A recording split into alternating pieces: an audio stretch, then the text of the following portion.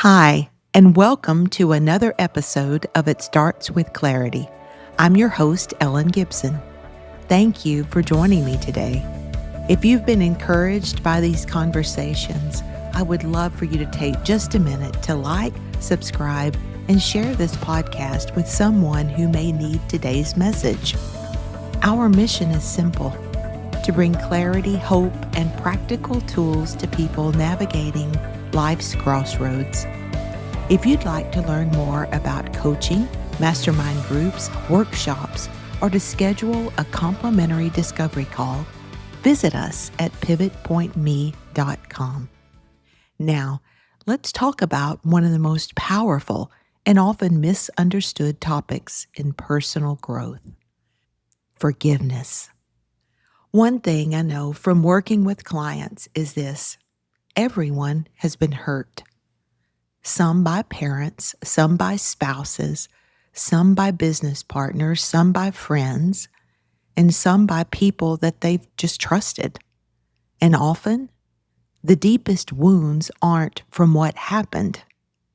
They're from carrying what happened for years afterward.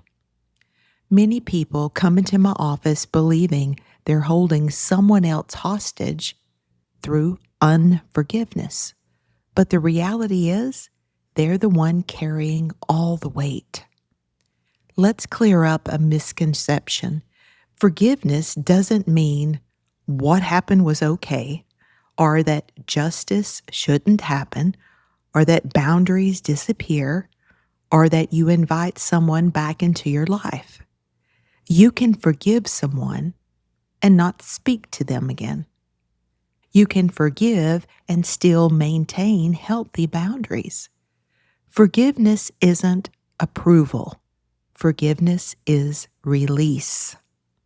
I often ask clients to imagine carrying a backpack.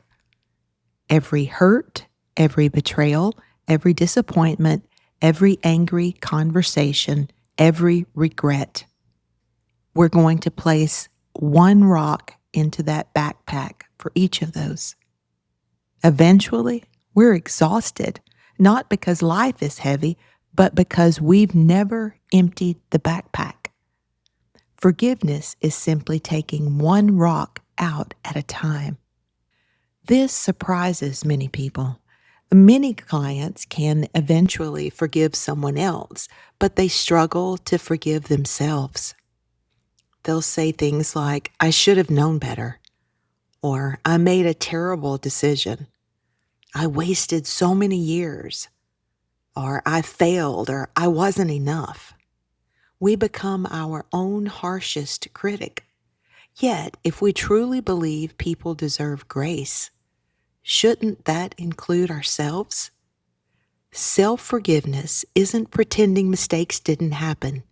It's acknowledging them, learning from them, making amends where possible, then allowing yourself permission to move forward.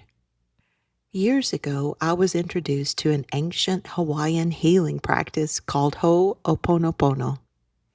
Its purpose is reconciliation, restoration, and healing. At its heart is a very simple prayer, 4 short statements. I'm sorry. Please forgive me. Thank you. I love you. Whether spoken toward another person or toward yourself, or simply just towards life in general, this practice softens the heart. It reminds us that healing begins inside. Sometimes clients resist it at first. They'll ask, "But why should I apologize?" The point isn't accepting blame for another person's actions. It's acknowledging your own desire to release pain instead of continuing to carry it. It's really choosing peace over resentment. Our culture often teaches us that strength means holding on, standing your ground, never letting someone win. I've discovered something very different. The strongest people I've met know how to let go. not because they're weak, but because they refuse to let yesterday control tomorrow. Here's something I'd encourage you to journal about this week. Who are you still carrying? Not who hurt you, but who are you carrying? Whose words still occupy space in your mind? Whose actions still influence your emotions years later? And perhaps an even harder question, what version of yourself are you still refusing to forgive? Forgiveness doesn't always happen in one dramatic moment. Sometimes it's a decision you make every day.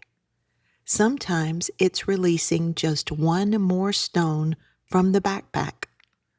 Sometimes it's whispering those 4 simple phrases until your heart begins to believe them. I'm sorry. Please forgive me. Thank you. I love you. Peace doesn't come because the past changes. Peace comes because we no longer allow the past to own us. And that is freedom. Thank you so much for joining me today on It Starts with Clarity. If today's episode spoke to you, I would encourage you to share it with someone who may be carrying a burden that they no longer need to carry. If you're looking for guidance through a transition in your business, relationships, health, or your spiritual journey, I'd love to connect with you. You can schedule a complimentary discovery call or learn more about our coaching programs, mastermind groups, and workshops at pivotpointme.com. And until next time, remember, clarity creates confidence. Confidence creates action. And action changes everything.